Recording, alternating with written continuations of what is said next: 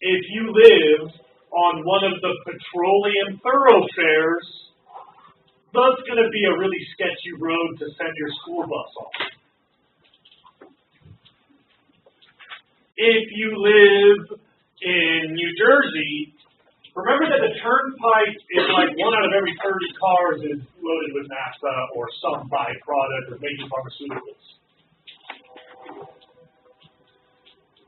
Throughout the nation and throughout the planet, these petroleum products are all moving on a separate map. And when you overlay them, it looks like a spider web of hazards. They're just navigational hazards. Every one of these things is explosive or flammable. Every one. Finally, number 12, the last one. This is the one where everybody starts to worry, oh yeah, then you light it on fire. And you've got air pollution and global warming and all that stuff. This is what I mean about how we are really good at the consumer end, not really good at the big picture. How many of you have had a conversation in the last, let's say, 1 year about the impact of burning a fossil fuel of some sort? With someone, mom, dad, neighbor, friend, uncle, grandma, grandpa, somebody. But how many of you have had a conversation with somebody in the last year about 1 through 11? Any of them? Maybe 1 or 2. And this is my point. We are all end consumers. So when we talk about petroleum and natural gas, we talk about number 12.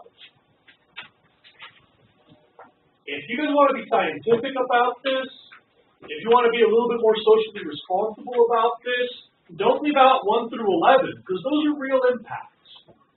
Maybe you don't care about the aesthetics, and maybe you don't care about the polar bears, and maybe you don't care about the groundwater, but I'm pretty sure that 1 through 11 affects almost everybody, at least somewhere. I mean, if you put your kids on a school bus, you should care a lot about number 11. If you drink water, you should care a lot about number 2. If you like birds, maybe you should care mostly about number 1. I don't know. Okay. How much time do we have? 8 minutes, okay. I'm going to do one more. I'd like to talk about this little place called Anwar. It's really spelled like that. It's called the Alaska National Wildlife Reserve or Refuge. And you guys got to be careful. You guys remember Sarah Palin, Drill Baby Drill? This is where the drilling will happen. Sooner or later, in your lifetime, the political winds will shift, and sooner or later we will end up drilling here. It's not a matter of if, it's just a matter of when. Remember, by the way, that every Alaskan that I've ever spoken to wants more petroleum extraction. You know why? Yeah, they are the only place that taxes are paid in reverse.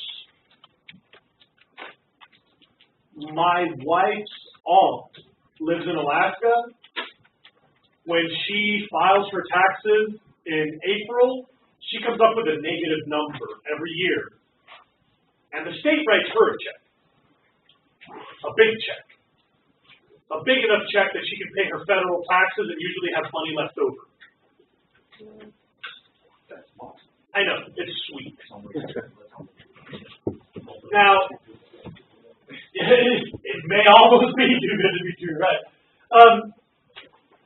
You got to admit, for the petroleum industry, it's a brilliant idea. It's totally chump change for the petroleum industry. On something like $200 billion of revenue, they pay out like $500 million. I don't know. It's a small percentage. I'm exaggerating, but it's a small percentage. The public of Alaska, though, they love it. Like, it makes sense. You know, Alaska's a really big place.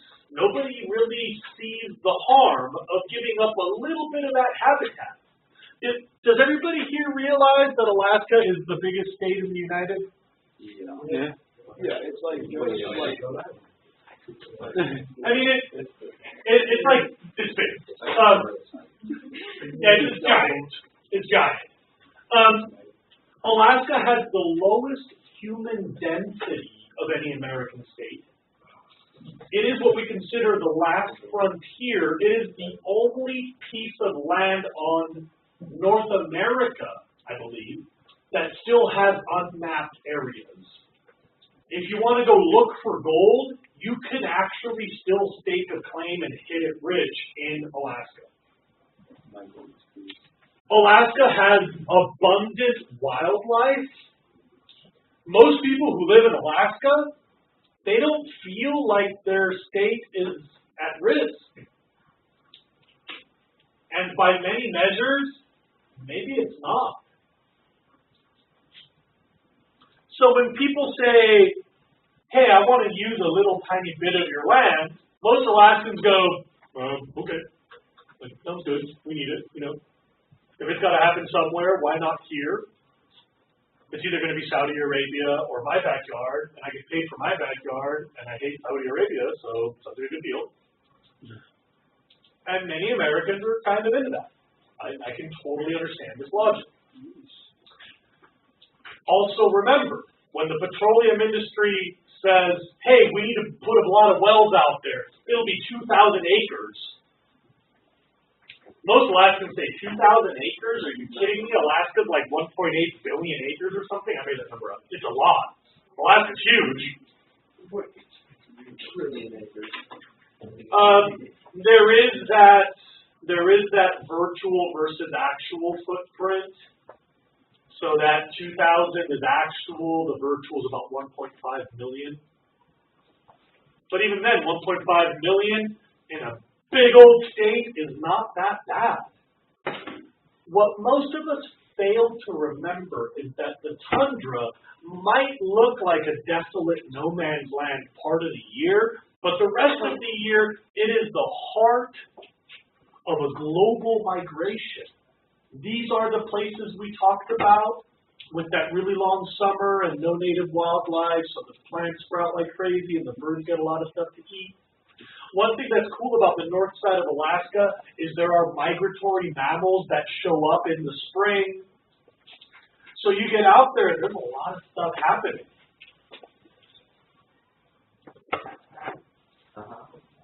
I don't know if you can read the comic. It says, no offshore drilling, no Anwar. And the president in the picture says, are these environmental protesters? And somebody else is saying, no, they're Saudis. Remember that this thing has kind of become like an alternative to Saudi Arabia. We have framed this debate as how we can get away from our dependence on international petroleum. Remember, it's got nothing to do with that. Different grades of petroleum. That part is a lie. Yeah, so it's a shitty I'm supposed to remind you of your language use, but you're right. The type of petroleum in Alaska is primarily not the stuff that we need. So we'll still have to purchase from Saudi Arabia the majority of what we get from them. And almost everything that we're going to add in capacity in the U.S. is for sale elsewhere. We export that. Just like look at the parking lot. Everybody says there's no wildlife. If you go in the spring, you can't even drive on the roads. There's so much wildlife.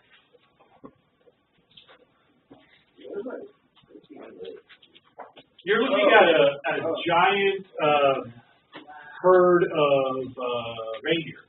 And there's water around them. They have to elevate the roads because when the permafrost melts, it's all a big wetland. Oh.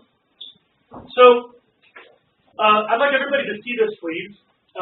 Up in this corner, that's Alaska, and in red is the Arctic National Wildlife Refuge. Remember that designation is a constitutionally protected designation. Our Constitution now says that we must protect wildlife refuges because they are part of our wilderness. The Wilderness Act that made David Brower so famous in the 70s. And so we need to make an exception to drill here. Here's where they want to drill. this one little section at the top of the entire refuge. So this refuge, please look up. That refuge is that dot in Alaska. That little red thing, that's what this is. And they want to drill just this little wedge. But it is what we call coastal wetland. Necessary for a number of animals. This is where all the action is for a few months a year.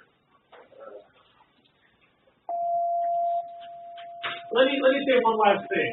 I got to give the petroleum industry credit.